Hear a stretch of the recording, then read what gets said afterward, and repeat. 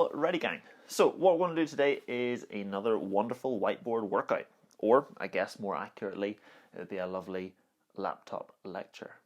Boom, hadn't practiced that one at all.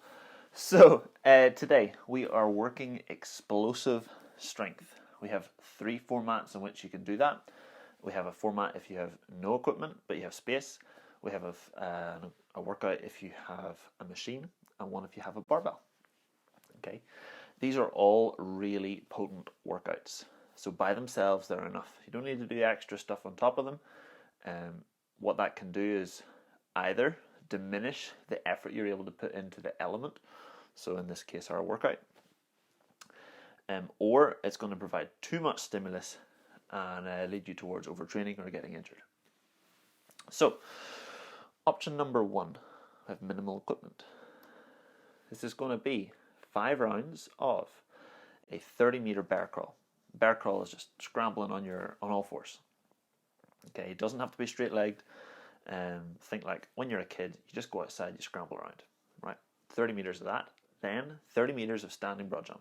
So stand in place, feet about hip or shoulder width apart, jump as far as you possibly can, and repeat that until you get your 30 meters done. There's a slight caveat: every 5 broad jumps, you're going to do 3 burpees. Okay, those shouldn't be too taxing. Keep them nice and fast. And again, the goal here is explosive strength. So we're going big jumps. Okay. Now, if you have some wrist issues, bear crawl is probably not going to be the best option for you. You could do some kind of duck walk. You can maybe throw in some double unders there. But yeah, great way to warm up for that workout would be a little bit of jumping jacks, get the heart rate up, some tuck jumps, practice jumping high, bringing those knees up to your chest, and going through the exercises themselves. And maybe even add in some table or crab walks, just to open up those shoulders and get you used to putting weight through your hands. Okay, make sure your heart rate is up before you start this, so you can get the most out of it. Next option would be our machine workout. So in this case, we're going to do some sprint repeats. If you've got a Concept 2 machine, it's going to be 200 meters.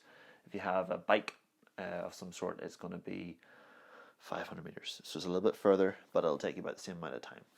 These are full effort sprints, so everything you got to each interval. What I want you to be cautious of is if the speed in your interval starts to decrease, you need to take a longer rest. This is rest as needed.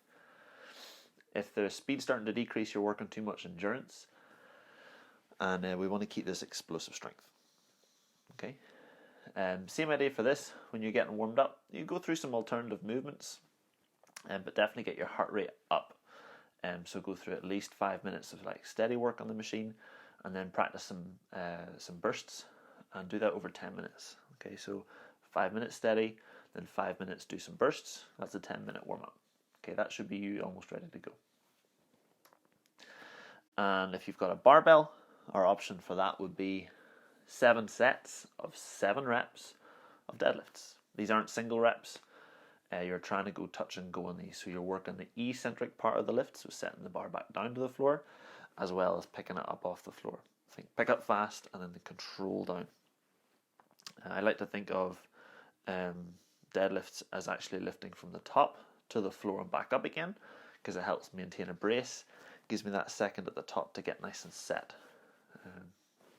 Might find it useful.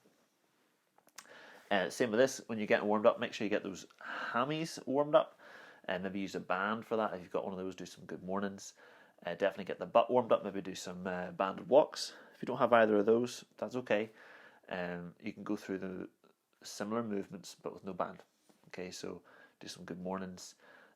Focus on squeezing the hamstrings. Definitely do some deadlifts with the empty bar, and get those glutes working. Okay. After you've finished this session, this is quite an explosive session. It shouldn't take too long, maybe like 30-40 minutes. So you've got loads of time to do some mobility. Definitely worth picking 3 areas of your body and trying to spend 2 to 4 minutes on each area.